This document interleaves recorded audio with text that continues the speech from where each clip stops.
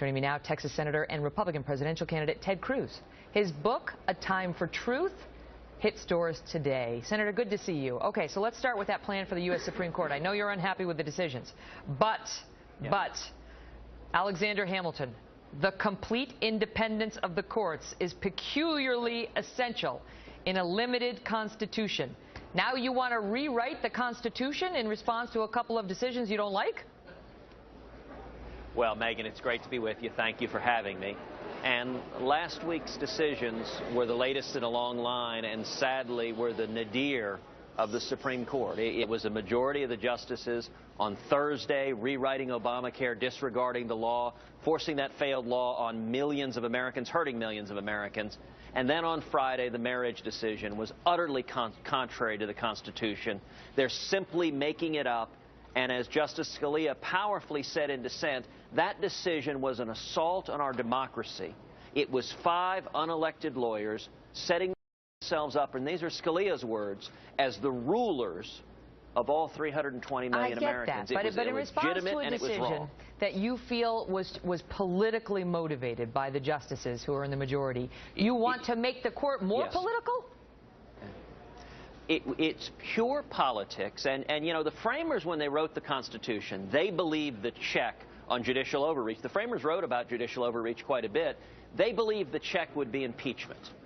Now, here's the sad reality. Within a few decades, Thomas Jefferson said impeachment had become not even a scarecrow. Even 200 years ago, the Supreme Court wasn't afraid of it. Today, we have a United States Senate. We can't even muster 50 votes to defeat Loretta Lynch, an attorney general who tells us she's not going to follow the law or the Constitution. There's no universe in which there are 67 votes to remove Anthony Kennedy from the Supreme Court. How would an electorate that twice elected Barack Obama create a court that you like better than the one we have now? Well, let's be clear. What I'm talking about are judicial retention elections, which means you'd have the same appointment, the same Senate confirmation. But every 8 years, the people would have an up or down vote with the option to remove a justice. What if the people bounced out Scalia and Alito and Thomas, and we had a President Obama in the White House? Well, I can tell you that 20 states have put in place judicial retention elections, and they have worked. The people have used them sparingly.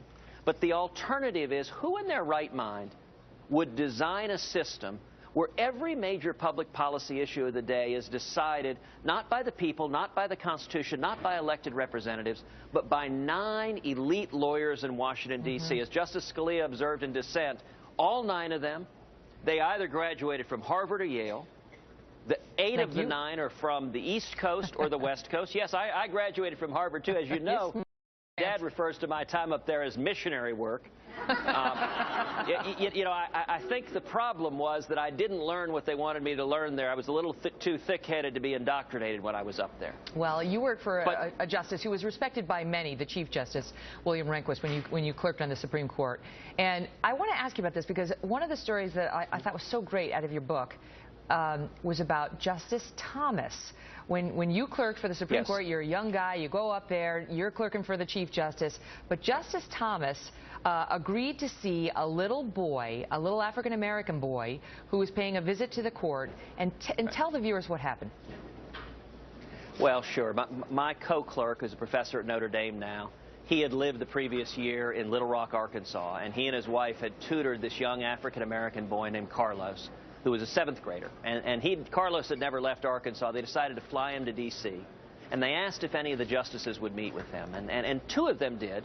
Ruth Bader Ginsburg, it was very, very nice of her to meet with him. And then Justice Thomas sat down with this little boy, spent 2 hours talking with this junior high kid.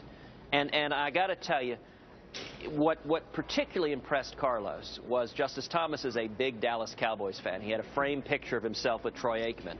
And the Supreme Court didn't matter much at all to Carlos, but the Dallas Cowboys, that was cool. At the end of 2 hours, Justice Thomas walked to his desk, and he had on his desk a Super Bowl ticket encased in lucite that was signed by Emmitt Smith. And he picked it up, he gave it to Carlos, and he said, Carlos, I'll tell you what, I'm going to give you this, but I want you to promise me you're going to get A's in school next year. And Carlos, with his eyes big and bright, nodded and said, absolutely, sir, I will. Wow. And, you know, Justice Thomas had moments like that over and over and over again. He's a man with an incredible heart. That's amazing. Heart for people. And in my new book, Time for Truth, over and over again, I tell stories about the Supreme Court, what's going on behind closed doors, what's going on at the court. Including the time you watched hardcore pornography with Sandra Day O'Connor, which, I mean, that's reason enough to buy the book, please. So, I mean, it had that happened. That happened. Senator, thank you so much for being here, and good luck with the book.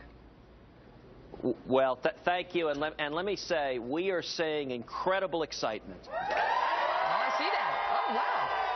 On cue. In just a couple of months, over 100,000 people have come to tedcruz.org.